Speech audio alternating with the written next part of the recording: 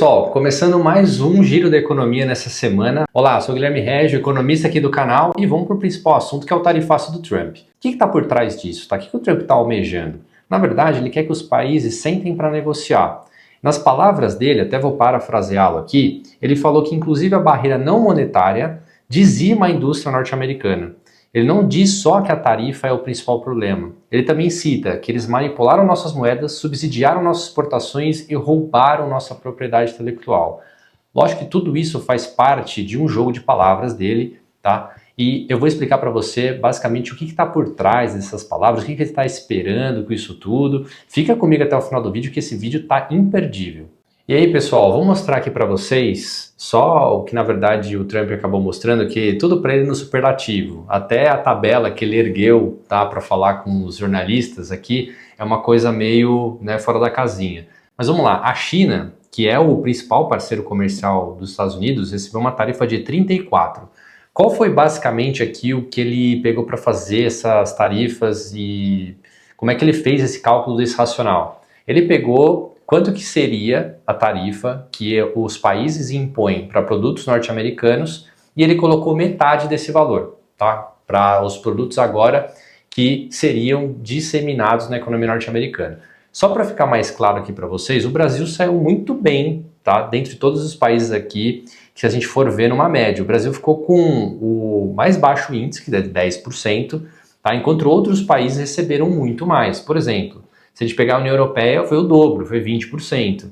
Pegar outros países aqui como Taiwan, que é muito forte, por exemplo, em semicondutores, então tudo está na nossa vida, basicamente temos semicondutor, né? No celular, no carro, todos os produtos eletrônicos provavelmente têm, e aí receberam uma tarifa aqui de 32%. E agora, olhando essa relação do Brasil e Estados Unidos, eu trago esse outro slide aqui para que vocês vejam, que é o seguinte: esses dados são de 2024, então ao longo do ano, do Brasil exportando para os Estados Unidos, e as tarifas inerentes a essas exportações, ou seja, que os Estados Unidos cobra quando esse produto entra na economia norte-americana. Tem alguns deles aqui, por exemplo, óleo bruto de petróleo, como vocês podem ver, a tarifa dele é zero, é um produto com valor exportado alto, e aí deixa eu pegar também um outro ponto aqui, que é o café, né, que muito também se fala do café pelo preço agora, que ele está realmente muito mais alto. Tem 9% que os Estados Unidos cobram para esses produtos que entram lá. O que diz a bibliografia sobre esse tema, tá?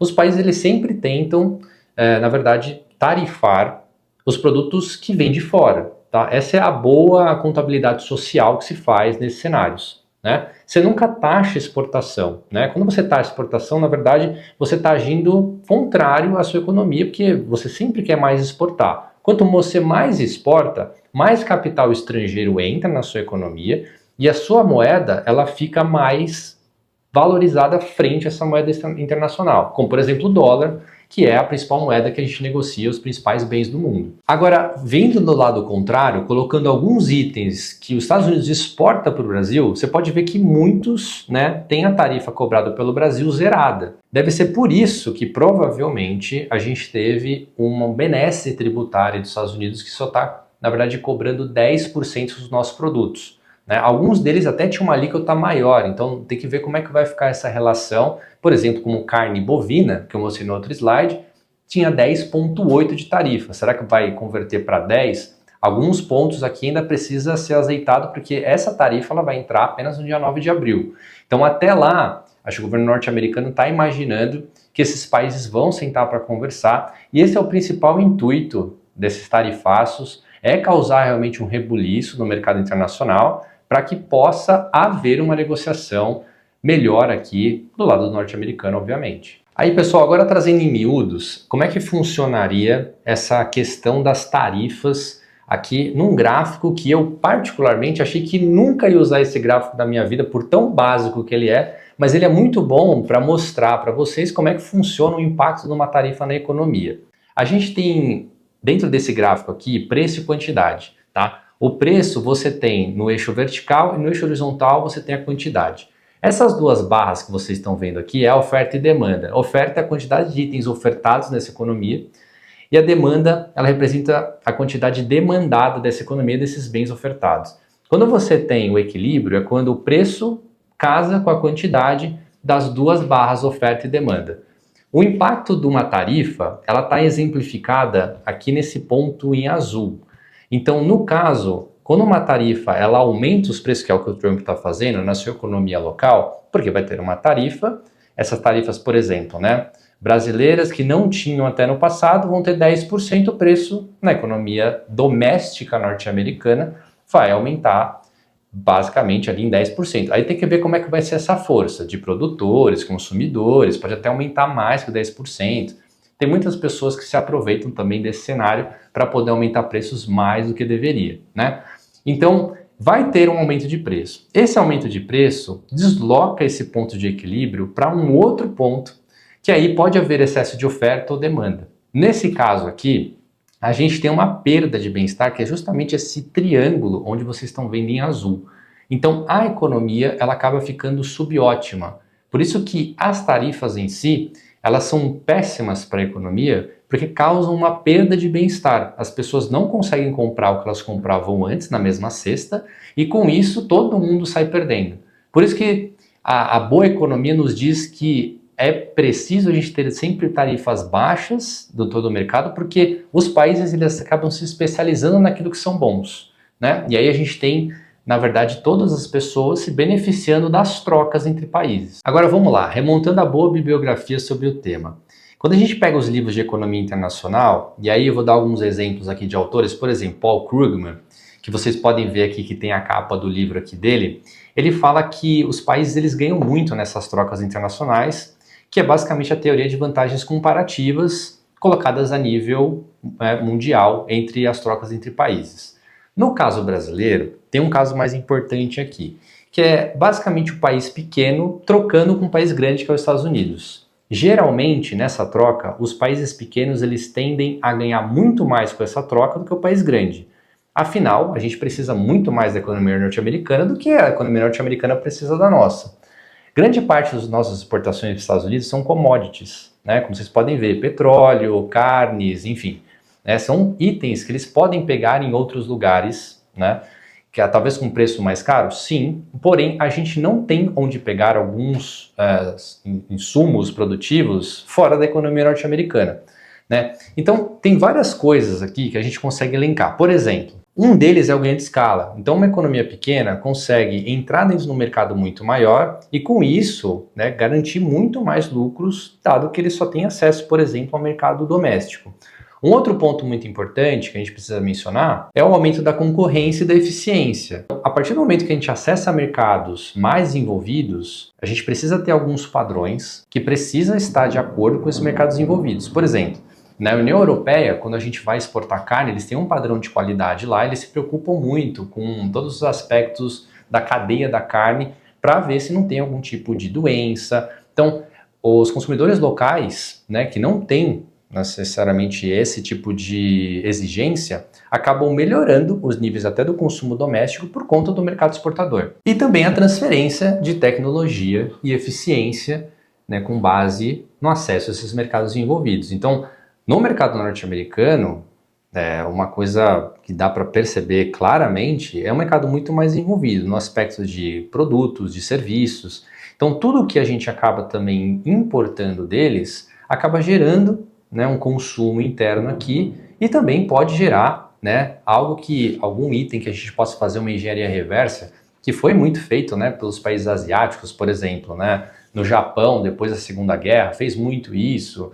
Eles destrinchavam os carros norte-americanos para entender e fazer melhor e acabaram fazendo melhor. Os chineses até agora fizeram muito isso também, principalmente com os carros elétricos, acabaram aprimorando e entregando um produto até melhor do que o produto originalmente que foi feita toda essa engenharia reversa. E agora, o que o Brasil precisa fazer? Retaliar de volta? Aguardar? Negociar? Talvez a primeira opção seja uma opção ruim. Uma porque, como eu disse anteriormente, a gente é uma economia pequena versus a economia norte-americana. Dado que a gente tem isso, né, então não é uma situação que vai ser revertida no curto prazo, o Trump está fazendo isso, né, e depois eu explico por que ele está fazendo, obviamente, né, por que ele quer esse tipo de coisa, para mexer com o mercado internacional, mas o Brasil, se for seduzido por esse discurso fácil de querer retaliar, que talvez seja um discurso de alguém que não pensa direito, né, obviamente, com base toda essa boa bibliografia que eu acabei de dizer para vocês, pode ser que saia muito prejudicado o próprio povo brasileiro. Afinal, a gente já está com uma inflação muito alta, tarifas mais altas, como eu te falei agora anteriormente, naquele gráfico que eu mostrei, as tarifas elas vão aumentar o preço, isso reforçaria uma trajetória maior de inflação. Trajetórias maiores de inflação, você já me acompanha aqui semanalmente. Você sabe, inflação mais alta, qual que é o remédio para a inflação? É taxa de juros. Taxa de juros é o custo do dinheiro. Quanto mais custoso o seu dinheiro for, pior para todos da economia. Projetos não saem de empresa, as empresas têm que demitir para poder pagar, por exemplo, outros projetos que acabam ficando muito mais caros, e aí toda a economia sai perdendo. O ideal para uma economia é taxa baixa, inflação baixa, porque aí a gente garante prosperidade econômica. Agora, no caso brasileiro, já estamos em 15%. Onde a gente vai parar se tiver um aumento ainda maior dos preços da nossa economia doméstica? E o que o Trump quer com tudo isso? Né? Em suma, ele não é um louco, como muitas pessoas pintam, ele também não é uma pessoa que tem uma boa equipe econômica por trás, ele sabe que no curto prazo todas essas medidas são danosas para a economia, talvez ele esteja até forçando um pouco a barra para que tenha uma recessão norte-americana esse ano ainda, para que ele consiga arrumar a casa de uma maneira muito mais rápida, sem os ajustes macroeconômicos que são devidos. Por exemplo, a taxa de juros norte-americana historicamente está em um patamar muito alto. E ele vai conseguir agora baixar essa taxa de juros? Não, provavelmente, porque as tarifas vão aumentar os preços e a inflação vai continuar muito perniciosa ainda por muito tempo. Então, basicamente, ele quer negociar. Ele quer que os países venham até ele, digam que essas tarifas são ruins e ele consiga barganhar alguma coisa. Tá bom, então, no caso dele, vamos lá, a China. Pega e fala assim, não, vou retaliar de volta. Tá, mas se ele parar e conversar com o Trump, talvez ele possa chegar num acordo de, beleza, você não quer essa tarifa? Ok, então tira um pouco da sua tarifa do seu lado, tira um pouco da minha e a gente segue o jogo. Talvez seja uma alternativa que ele esteja buscando. Por isso que na própria fala dele, inclusive da equipe, foi dita que, olha, absorvam, pensem, não retalhem, porque talvez seja pior para vocês. O que ele está dizendo com isso tudo é, vamos conversar, vamos negociar e vamos chegar num acordo. E os impactos para a Bolsa Brasileira? Falando um pouco mais de ativos internacionais agora. A Bolsa Brasileira freou o ímpeto dela de aumentos sucessivos nas últimas 3 semanas, muito por conta do tarifaço. A nossa Bolsa Brasileira é muito concentrada em commodity. Petrobras, Vale, bancos também tem uma concentração bem alta. Então todos esses setores são impactados por conta dessas medidas. Tudo mais constante, a Bolsa Brasileira acabou freando a sua sequência de altas. E nas bolsas internacionais, mesma coisa, banho de sangue. Mais uma vez, todos os países ainda absorvendo como é que serão os dobramentos desses tarifaços. Então, com isso, todas aumentaram muito a volatilidade, os índices de medo mundo afora. Então, ainda o mercado está absorvendo isso. Aconteceu ontem, isso. Então, os mercados ainda estão vendo como é que vai ser esses dobramentos para frente, como é que vão ser, por exemplo, as retaliações, que alguns países com certeza vão fazer, e aí a gente tem que acompanhar mais de perto isso aqui, e o desenrolar disso tudo, obviamente, você já sabe, Semana que vem, estamos nós de novo aqui para falar do que aconteceu, lá nas semanas seguintes, inclusive não só na próxima, como nas outras também. E o ouro, que a gente acabou já dizendo na semana passada, bateu mais uma vez o recorde histórico de $3.150 por onça Troy. Uma onça Troy é equivalente a 31 gramas, Então, só para que vocês tenham ideia aí, dessa métrica, e está no high do high histórico. Então, por que está acontecendo esse tipo de coisa? Porque o dólar é um refúgio de segurança para todos os mercados. Então, como tem muita volatilidade em quase todos os mercados, juros, moedas, bolsas, muitas pessoas tendem a fazer aquele movimento que eu já expliquei na semana passada, que é o flight to quality, Todo mundo migrando para segurança. Então, o ouro é uma reserva de valor muito importante nesse momento de turbulência. E vai continuar, provavelmente, renovando essas máximas históricas para as próximas semanas.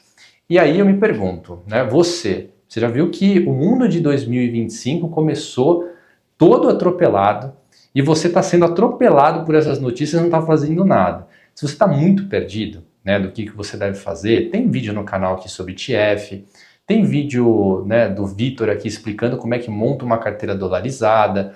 Tem muito conteúdo bom aqui no canal. Mesmo assim, tá perdido? Entre em contato com a gente. A gente vai poder montar uma carteira exclusiva para você e que você possa passar esse momento que tem muita oportunidade de uma maneira muito mais tranquila. Um outro assunto que foi muito comentado na semana é a polêmica envolvendo o Banco Master. Quem é do mercado financeiro há mais tempo sabe que esse banco sempre praticou taxas muito agressivas no mercado e que todos tinham uma certa preocupação que poderia acontecer uma quebra desse banco, né, nos momentos subsequentes ali, porque eram taxas realmente muito agressivas.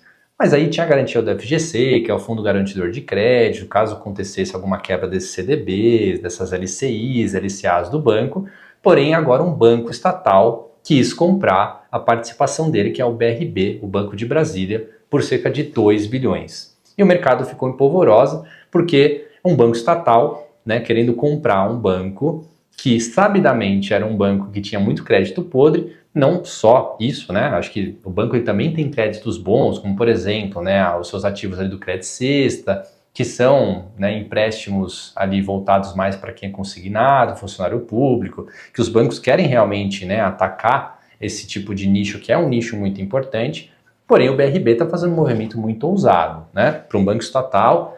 E a gente sabe que o Master realmente tem esses créditos muito podres atrelados a ativos de muito risco. Esse processo, ele geralmente toma muito tempo, o Banco Central precisa aprovar, o CAD precisa aprovar, só que assim, tudo está sendo levado de uma forma muito rápida, né? O BRB está convicto dessa compra, e aí entrou o BTG numa segunda instância aqui falando que pagar R$1, né, em todos os ativos do Banco Master, o que reforçou que um cara está pagando 2 bi, o outro está pagando 1, tá certo que não é toda a empresa, né, o BRB está comprando apenas 58% da participação, ele quer jogar esses créditos podres e empurrar de volta para o Banco Master. Então assim, esses dobramentos eles impactam também o nosso mercado local, porque muitos de vocês devem ter ativos do Banco Master ou já foram recomendados para esses ativos. E aí todo mundo está meio preocupado com essa situação. E a quebra de um banco que representa 50% dos saldos do FGCs vai causar um certo pânico aqui, mais pânico do que a gente está vivendo, né, com todo esse cenário internacional. O cenário local também não ajuda, o Brasil não decepciona quando a gente está falando de crise. Então a lição de casa que fica é que nem sempre taxa alta é a melhor coisa a se fazer. Você tem que analisar, né, dentro do seu portfólio de investimentos, qual ativo que você vai colocar mais risco, qual vai colocar menos risco. A garantia do FGC ela é importante, porém tem que ser vista com certa cautela. E vamos para o sobe e desce da semana. Quem sobe? Ouro, todo mundo migrando para qualidade, tá? Não é novidade nenhuma. Provavelmente as máximas para a próxima semana vão continuar muito pressionadas. A gente deve ter novas máximas aí para as próximas semanas. E agora um pseudo sobe. Países que tiverem inteligência emocional para lidar com essa questão do tarifaço podem sair muito bem dentro desse cenário. Por exemplo, o Brasil. Se o Brasil não retaliar, sentar para conversar com as economias norte-americanas e do mundo inteiro, pode ser que tenha muita oportunidade. Uma porque a gente teve umas tarifas melhores que teve de todos os outros países, né? Caso os países eles consigam acessar outros mercados que vão ter preços maiores por conta desses tarifaços ou ficarem numa guerra, o Brasil pode entrar, né, nesses outros países, escoar a sua produção, inclusive destravar novos mercados e ficar menos dependente da economia norte-americana. Quem tiver inteligência nesse momento vai sair na frente. E agora o desce, fica fácil escolher. Qualquer coisa que ativo que você escolher hoje, ele está descendo provavelmente, muito por conta dessa volatilidade que está tomando conta o mundo inteiro. Mas eu vou colocar a economia mundial como desce aqui, muito porque as tarifas, como eu já disse anteriormente, elas impedem a prosperidade econômica, porque os preços aumentam, as pessoas têm suas rendas fixas no curto prazo e elas tendem a fazer menores compras e também reduzindo seu bem-estar. Então, tudo mais constante, quem desce são as pessoas que estão ligadas às economias por todo o globo. É isso para essa semana do Giro da Economia. Vocês viram como 2025 está começando com os dois pés na porta, tá com muita novidade econômica. Se eu fosse você, eu não perderia a próxima semana. Eu traduzo tudo o que aconteceu no mundo, pelo menos de mais importante aqui para você, de maneira mastigada, para que você não fique buscando informação fora. Eu, se eu fosse você, não perderia a próxima semana, que com certeza a gente vai estar aqui para discutir mais esses aspectos e os dobramentos da economia mundial.